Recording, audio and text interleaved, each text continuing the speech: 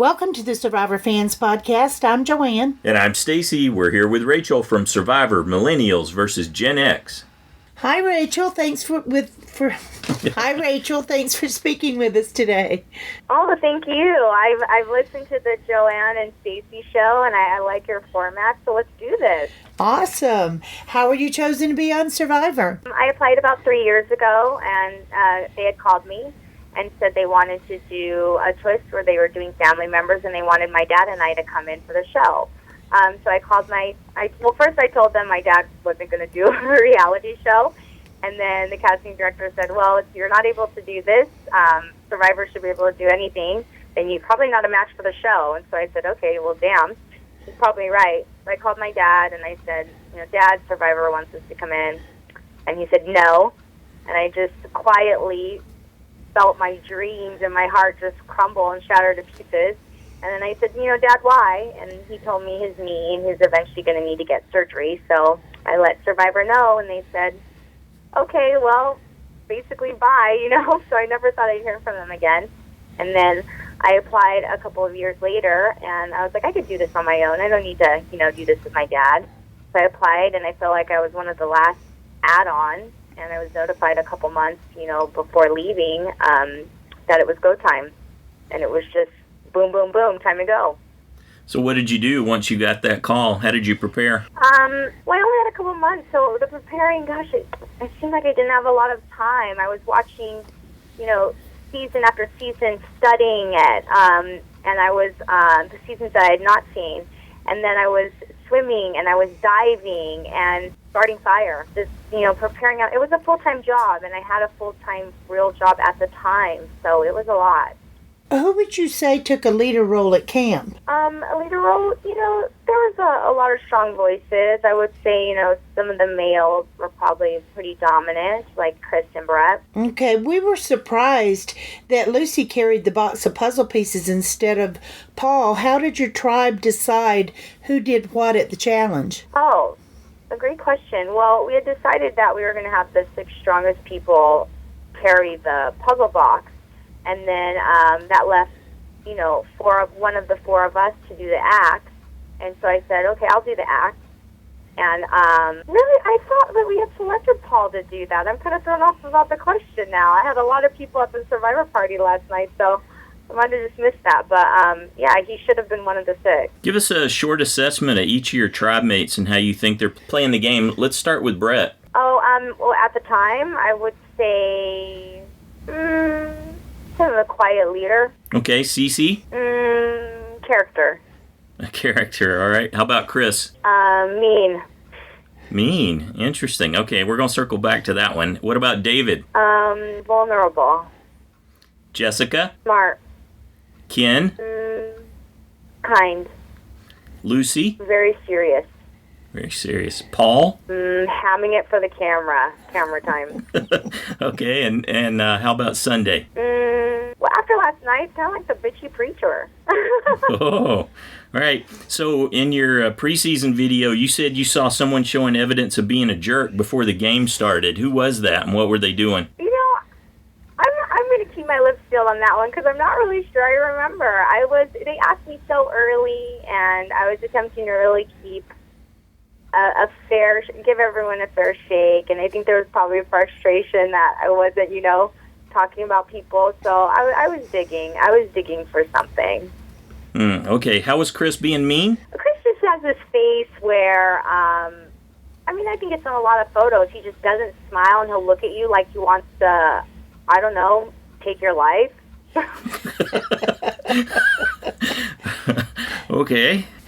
Okay, who did you form an alliance with? I was close to Cece on the island. I was close to Ken, and so, I probably should have hit it more and acted like I didn't get along with them, as well as I did, because sure it wasn't appreciated by other people, so I should have probably concealed that. How did you feel about being on the Gen X tribe? Right when I was on the Gen X mat, I was like, oh gosh, I'm screwed. I probably could fare well with some younger people in my tribe. I wanted to almost switch with Zeke with the mustache. I wanted to be like, okay, you look like you're in your 40s, switch me. How did it end up being you and Cece on the block at Tribal Council? Well, what they didn't show is, I think, my tribemates thought I had an idol, and in case I played it, they voted for Cece so that she would go home. Because we thought it was between you and David, and then all of a sudden there were all those extra votes for Cece. Yeah, that's the only surprising part for me at Tribal Council. I didn't expect Cece to get votes, but I didn't think David was going home, and in reality, he only got one vote anyway. Right. Walk us through what happened after you were evacuated on day 2 until you returned on day 3. We were evacuated. I feel like we were evacuated really late. I mean, by the time we were evacuated, Jeff leaves with his perfect hairdo and outfit and unscathed as per usual on this boat, and we just see him going off in the distance, and then all of a sudden the thunder and lightning, I mean, it just struck. And it was tenfold, and it was so surreal. I literally thought, like, Jeff had control of the weather, like he pressed a button, and it ignited the atmosphere. I mean, the sand felt like bullets, like people shooting bullet guns at me. It was horrible. So I thought we were evacuated pretty late. I thought I was going to die. And, I think there were a couple guys saying, someone's going to eventually die on Survivor. And so we left on this boat. It was completely rocky, and we're put in this room to lay down on concrete. No pillow or anything. So I was contemplating going back in the storm. I was like, I'd rather die out there than in this concrete slab. Did you stay together as a tribe? Yeah, we stayed together as a tribe. However, we weren't allowed to talk about our past. We weren't allowed to talk about the game, so that really leaves nothing else. So, I mean, you can observe people's body language and things, but really it was almost like a holding period or a survivor purgatory, if you will. Mm-hmm. Did you get to have food and water? Yeah, we did get water. We got 1 bottle of water, and we had very limited food, a cup of rice, and that was it. I was more starving that night than I was on the island. We had, acquired so much food when we were racing against the Millennials that it was worse in the room. Mm-hmm. The abundance we had on the island. Wow. So what type of foods were near your camp? Surprisingly enough, there really wasn't much because I think they delayed us even starting filming the show because there was a cyclone that hit, and what it did is it, wiped out all the food that you would normally see on a beautiful island of Fiji. So there were no pineapples. There was very few coconuts because it was all taken out before we got there. Wow. Did anyone catch fish with the fishing gear you took? Yeah, the fishing gear was a smart move, and Ken was an excellent fisherman. I mean, if he'd go out, he'd come back with something. And the one perk about Fiji is that it has plentiful waters. So Ken was definitely the expert fisherman. Oh, excellent. What was your shelter like after you rebuilt it? When we rebuilt it, it was a lot better. That's a great question. No one asked that question. When we built it, we had put the bamboo horizontal, and the way we were sleeping was awful. It was awful. But then when we rebuilt our shelter, we made it vertical so that it was aligned with our bodies, and we slept actually a little bit better. So even though it was devastating, there was a lot of positive that came out of having to redo a whole shelter. Good to know. How did you feel about your edit in the show? Oh gosh, I hate watching myself on TV. It is what it is. I just felt like nothing I could do or say was going to be received well by Gen X, so it was tough, Again, I think I would have fared well with some younger people on my tribe. What happened with the puzzle? With the puzzle, Dave was the only person that really had puzzle experience. He had, done 3D puzzles at home and such, and really was the advocate. And there was a couple of days dialogue where we were asking who was going to do puzzles, and no one really, had puzzle experience or wanted to step up as a strength. So, I did step up, and, it showed on the show that, I said, I'll do puzzles unless anyone else wants to do it if they think, they're good at puzzles. And I wish I wouldn't have stepped up. I wish I would have just flown under the radar. So how did you feel when Probst was saying Rachel couldn't get anything done? I felt I did equal, if not more, than Dave. However, I just laughed it off. And, Jeff is the best at what he does. No one can do what Jeff does. And so, I respect him. Was there anything you wish had been shown about you on the show that didn't get aired? Yeah, there was a lot of close friendships that I made with people there, just bonds and a lot of fun we had. And I wish more of that was shown. And I did play pivotal parts where, we were going to build a shelter where Ken suggested in an open area and there was no roof. And so about 3 feet over, I said, well, do you want this as already an A-line frame right here with these trees? all we need to do is build around it. There's an automatic roof. And he was like, great. So I think, it just, nothing I did was well received.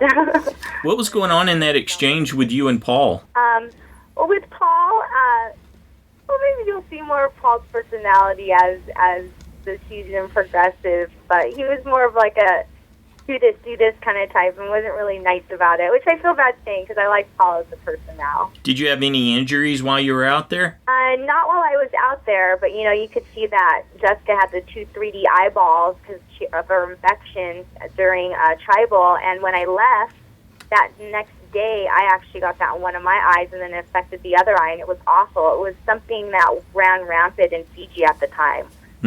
Bacterial infections in the eye. Even the locals had them.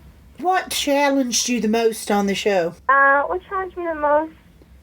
I think the social game. I didn't realize how brutal of a social game it is. When I knew I was getting voted out, it's one of the loneliest feelings in the whole planet. And I've had some, I've gone through some tough times in my life, but that was one of the toughest where, people don't want to engage or have conversation. It feels really lonely.